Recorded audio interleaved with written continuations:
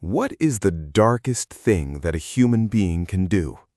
It is not violence. Violence is incredibly common in nature. A wolf kills a deer because it is hungry and needs to survive.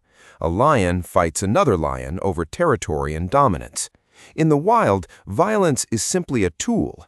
It is quick, it is necessary, and it is completely without malice. But human beings do something entirely different. Only a human being will hurt another living creature simply to watch it suffer. Only a human being will cause pain for no reason other than the act of causing pain itself. This is what we call cruelty. It is the intentional, calculated desire to inflict suffering upon another mind. When did this begin? At what point in our long, quiet history did we stop fighting just to survive and start hurting each other on purpose? For centuries, philosophers argued about our true nature. Some believed that ancient humans were pure, peaceful wanderers, and that modern society, greed, and civilization taught us how to be cruel. Others believed the exact opposite. They thought we were born as violent, bloodthirsty beings, and that modern rules are the only thing keeping our dark instincts in check. The truth, buried deep in the dirt of the ancient world, is far more complicated and far more haunting. To find the beginning of human violence, we must travel back in time, long before our own species even existed. Deep within a cave system in northern Spain, there is a dark shaft known as the Pit of Bones.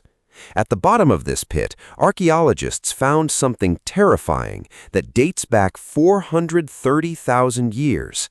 It is a fossilized skull of an early human ancestor, known today simply as Cranium 17.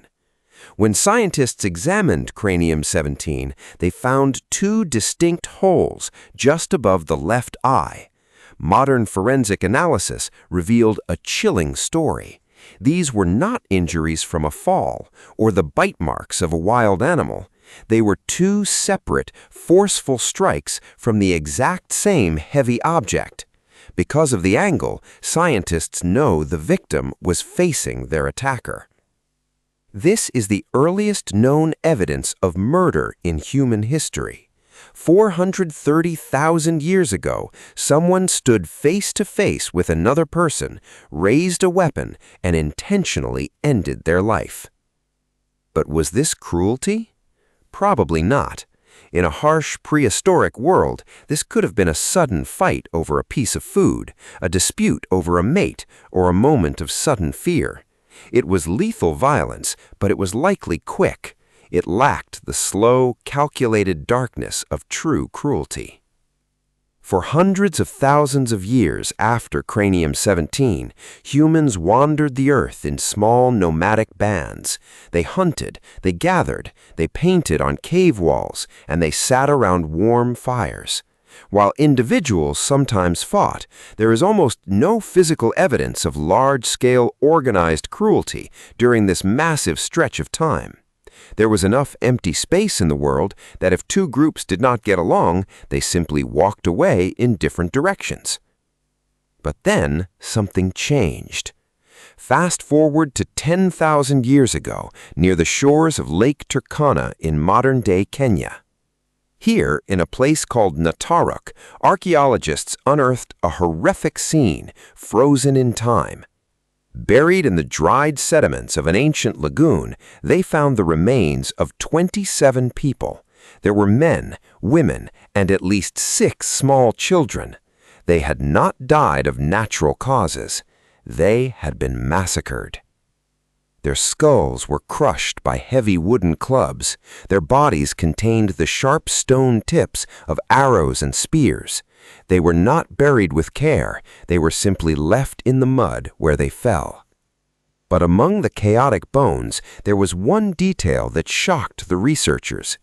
They found the skeleton of a woman in the late stages of pregnancy. She was found in an unusual sitting position, and the placement of her hands and wrists strongly suggested that she had been tied up. She had been bound. This changes everything we know about ancient violence. Binding someone's wrists is not an act of fast, chaotic survival. It takes time. It requires you to capture someone, to strip away their freedom, and to render them completely helpless before you harm them. It is an act of total domination. The massacre at Netarok is one of the earliest clear pieces of evidence of organized, intentional cruelty. Why did this happen? What changed in the human mind 10,000 years ago? Anthropologists believe it was the concept of possession. Around this time in history, the climate was changing, the world was warming. Some areas, like the lagoon at Netarok, became highly valuable because they offered a constant supply of water and fish. For the first time, humans stopped wandering. They settled down. They began to store food in clay pots. They claimed pieces of land and drew invisible borders in the dirt.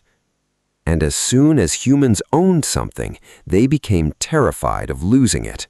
Fear is the most dangerous emotion in the human brain. When a group of humans fears for its survival, a psychological switch flips. We begin to divide the world into us versus them. We stop seeing outsiders as human beings with feelings and families. We start seeing them as monsters, as threats, as objects in the way of our survival. To tie the wrists of a pregnant woman, the attackers at Netarok had to completely turn off their empathy. They had to look at a human being and feel absolutely nothing. But here is the strangest, most heartbreaking paradox of human nature. The exact same cognitive ability that allows us to be cruel is the exact same ability that allows us to be kind. To be truly cruel, a creature must possess what psychologists call a theory of mind. You must be able to imagine the inner thoughts of another being. A crocodile cannot be cruel. It does not understand that its prey feels pain. It only knows that it is hungry. But a human being can look at another person and imagine exactly what they are feeling. When we use that imagination to inflict pain, we create cruelty. But when we use that exact same imagination to relieve pain, we create compassion. Consider another ancient fossil. Deep in Shanidar Cave in Iraq, scientists found the bones of a Neanderthal man who lived around 50,000 years ago. He is known as Shanidar I. Life in the Ice Age was brutal, and Shanidar I had suffered terribly. He had a crushed eye socket that likely left him blind in one eye. His right arm was withered and amputated above the elbow. He had a severely injured leg, meaning he walked with a painful limp. He could not hunt. He could not defend himself. In the harsh wild, he should have died alone. But he did not. His bones show that his injuries healed. He lived for many years after he was crippled. How? Because someone fed him. Someone carried food back to the cave for him. Someone protected him from the cold and the predators. Someone looked at a broken, useless man, imagined his suffering, and decided that his life still had value. The history of human cruelty cannot be separated from the history of love. They were born at the exact same moment. They are two sides of the exact same mirror. As we evolved, our brains became a massive, powerful stage for imagination. We learned to tell stories, to dream of tomorrow, and to look into the eyes of a stranger and see a mind just like our own. We are the only creatures on earth that can imagine the suffering of another. What we choose to do with that imagination, whether we use it to bind a captive's hands or to feed a wounded friend in a dark cave, is the choice that defines what it means to be human.